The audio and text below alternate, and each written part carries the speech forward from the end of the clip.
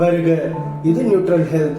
நம்மளுடைய தொகுப்பில் என்ன பார்க்க போறோம் அப்படின்னு பார்த்தோம்னாக்க, இப்போ நம்ம தொழில் சார்ந்த நோய்களை பத்தி பார்த்துட்டு இருக்கோம். ஸோ அடுத்தபடியாக நம்ம ஆக்குபேஷனல் டிசீஸ்ல ரெண்டாவதா டீச்சர்ஸ்களை பத்தி பார்க்க போறோம்.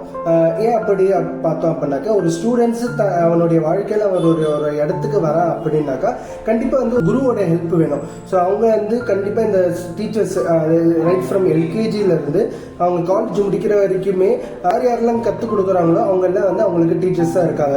ஸோ அவங்களுக்கு எந்த மாதிரியான டிசீசஸ்லாம் வரும், ஸோ அந்த டிசீஸ் அவங்க எப்படி அதை தடுக்கலாம், ஸோ அதை வந்துடுச்சு அப்படின்னாக்கா அதை எப்படி குணப்படுத்தலாம்னு சொல்லி நம்மளே இந்த தொகுப்புல பார்க்கலாம். ஸோ ஃபர்ஸ்ட் பார்த்தோம் அப்படின்னாக்கா அவங்களுக்கு எந்த மாதிரியான டிசீசஸ்லாம் வரும் அப்படின்னு பார்த்தோம் அப்படின்னாக்கா, ஃபர்ஸ்ட் ஸ்ட்ரெஸ் ஹெட்டேக் அப்படின்னு சொல்லுவாங்க. அதாவது என்ன அப்படின்னாக்கா, அதிகமாக ஸ்ட்ரெஸ் எடுக்கிறதுனால வர ஹெட்டேக். ஏன் அப்படின்னாக்கா, இப்போ டீச்சர் இருக்கிறதுனால அவங்க ஸ்கூலுக்கு போறவங்களா ஸ்கூல் டீச்சர்ஸ்க்கு பார்த்தீங்க அப்படின்னாக்கா அவங்க ஸ்கூலுக்கு போகணும். ஸோ ஸ்கூலுக்கு அவங்க டைமுக்கு போகணும், கரெக்டாக போய் அட்டென்ட் பண்ணணும். ஸோ இங்கே வீட்டில் இருந்து சீக்கிரமாக கிளம்பணும், வீட்டு வேலையெல்லாம் முடிச்சுட்டு கிளம்பணும். ஸோ அந்த மாதிரிலாம் இருக்கிறதுனால ஃபர்ஸ்ட் அவங்களுக்கு ஸ்ட்ரெஸ் ஹெட்டேக் அப்படின்னு சொல்லி வரும். செகண்ட் என்ன அப்படின்னாக்கா, இன்சோம்னியா அப்படின்னு சொல்லுவாங்க. அதாவது என்ன அப்படின்னாக்கா, தூக்கமின்மை.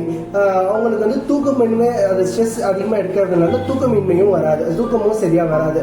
ஸோ அந்த மாதிரி டிசீஸ் வரும். தேர்ட் என்ன அப்படின்னாக்கா, ஐ ஸ்ட்ரெயின் அப்படின்னு சொல்லுவாங்க. அப்போ வருது அப்படின்னாக்கா, இப்போ அவங்க கிளாஸ் எடுக்க வேண்டியதாக இருக்குது, அதுக்கான நோட்ஸ் எடுக்கணும், வீட்டு வேலையும் பார்க்கணும். நான் ஃபர்ஸ்ட் சொன்ன மாதிரி அவங்க ஸ்கூலுக்கு டைமுக்கு வரணும்னு சொல்லி அவங்க என்ன பண்ணுவாங்க அப்படின்னாக்கா, அதிகபட்சமாக முழிச்சுட்டு தூக்கமும் இருக்காது.